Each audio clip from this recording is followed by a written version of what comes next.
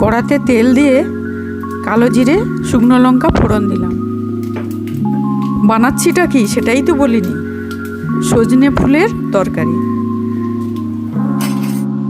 সজনে ফুলের তরকারি আজকে বানাচ্ছি।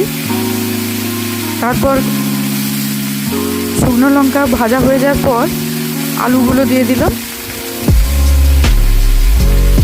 আলু একটু ভাজা ভাজা করে ওর সঙ্গে পেঁয়াজ কাঁচা লঙ্কাটা আগে দিতে হতো ভাজার জন্য, ভুল করে আগে আলু দিয়ে দিয়েছি। যাই হোক, ভাজছি। তারপর টমেটো দিয়ে দিলাম। নুনটা দেখাতে ভুলে গেছি।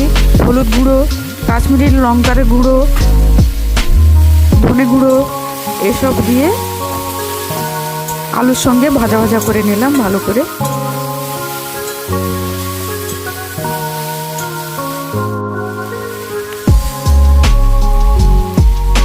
এবার সজনে ফুলগুলো ধুয়ে পরিষ্কার করে রেখেছিলাম, সেগুলো আলুর সঙ্গে দিয়ে দিলাম।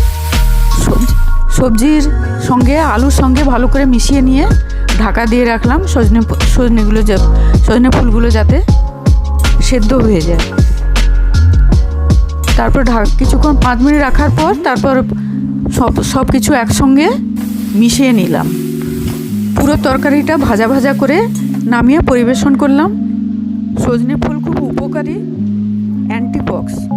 প্রতিদিন একটু সজনে ফুল খুবই উপকারী, তাই প্রতিদিন খান সজনে ফুল।